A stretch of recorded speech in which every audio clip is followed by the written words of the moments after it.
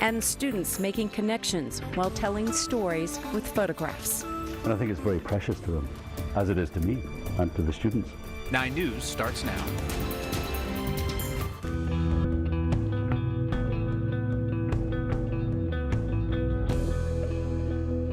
If you had to sum up your life in one picture, which would you choose?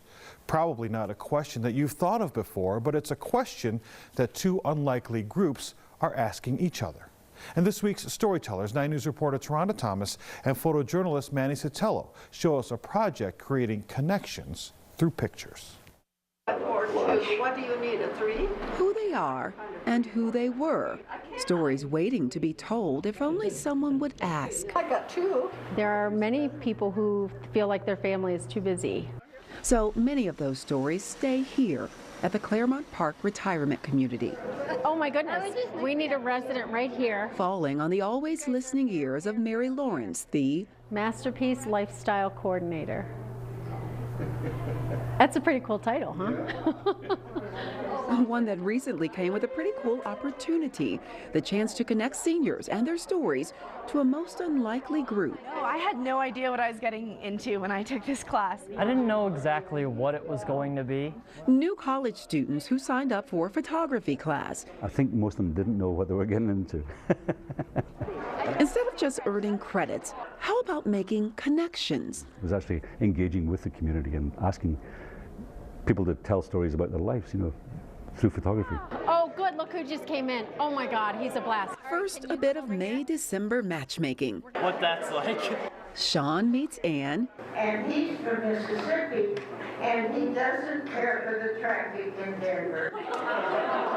Alex meets Dottie. Oh, from which school? And before you know it, a room full of seniors and students becoming besties. So you worked as an airline stewardess? I did. Listening to stories that may not have been told in years. Wow. And then asking a question. Do you know where you were heading?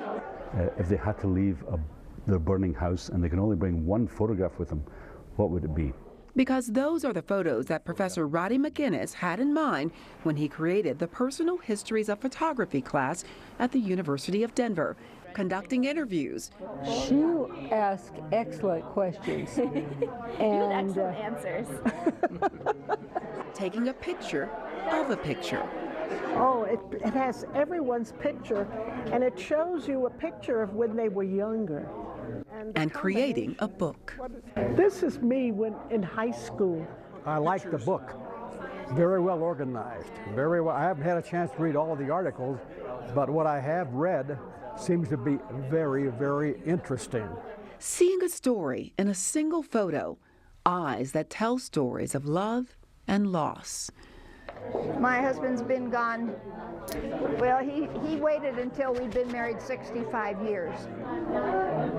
And then he passed. But Phyllis Dye remembers every moment of her wedding day in 1947, from the tornado that almost ruined it. We had our reception by kerosene lantern light.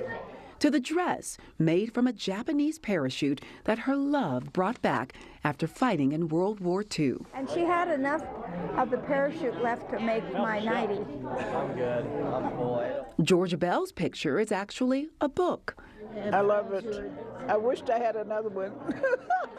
Featured during her days in the 50s as a respiratory technician at Colorado General Hospital.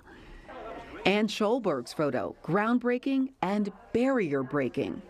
She'll talk about how she was a physical therapist in New York, helping treat the second African American ever in baseball, and so that's like super interesting information. The students shared their stories and photos too. And it's like my happy place. Where? It blossoms into this beautiful relationship where they feel like they do need each other and they're learning from each other. I like the picture you took. Proving the generational gap is not so wide. It's been a wonderful experience meeting Tara and knowing how all this goes together. Finally, these stories meet eager young ears.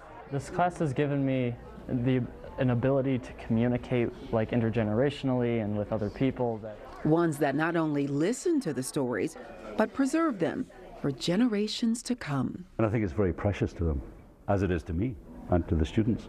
with photojournalist Manny Sotelo. I'm impressed with the stories. Taronda Thomas, 9 News. This is the second class of its kind in DU's School of Art. The first one happened in the spring.